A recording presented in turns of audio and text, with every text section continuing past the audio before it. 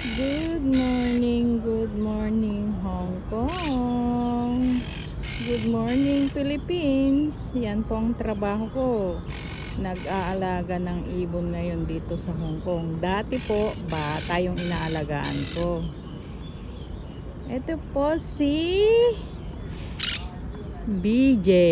BJ ang pangalan niya. Yan naman po is si Boy Boy. Hello Boy Boy, how are you? At ito naman po si Lily. Hello Lily. Si Lily is 4 years old. Siya po ay babae. Lily, look at here. Lily baby. Ito po yung pinakamabait sa kanila. Ito naman po si PJ. Mahiyain siya pag sa labas, pero pag nasa loob po kami ng bahay, salita ng salita. Siya po is nasa 8 years old, and ito po is 2 years old. Oh, what did you say? Ha? Parang oh, say hello. Parang bata rin po silang inaalagaan ko. Ito nga, ano to? Oh, say hello everybody, everyone. My name is Lily, you say? Mahilig kasi ako sa ibon din, saka sa manok. Hello, you say la. May baby ka? Ito ang baby ko. Oh, 3 ibon, parang ano din sila, parang tao, parang baby. O ilang months yan? May baby sila. Pinapakuha yun. Where? Pinapakuha yung bola. Okay. Oh, you're welcome. Ilang months yan? Alaga mo? Pagtatatlo. Oh. Pinapatulog. Oh.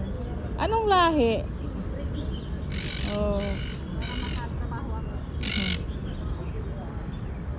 Ito po yung daily routine namin ng mga parrot ko. Yan siya. Bye-bye. Ito yung pinakamakulit. Ito yung laging nanunuka sa akin.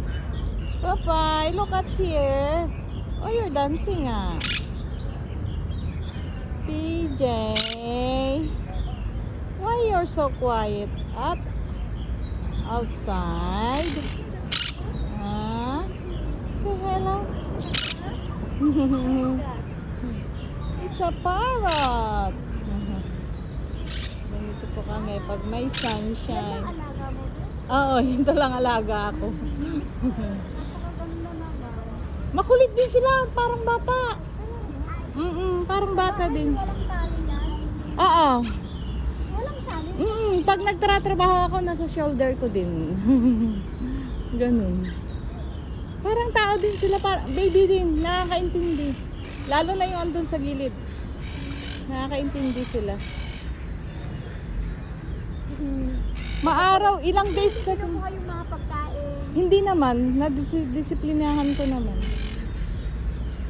Kasi pag hindi mo yan agarin, talagang Wala kukulitin ka. kasama yung ano. Wala. Dalawa lang kayo. Dalawa lang. Babae. Oo, babae. Pinakabibi niya pala yan. Oo. Parang baby din sila alagaan. Ayun ang maligalig na sa gilid.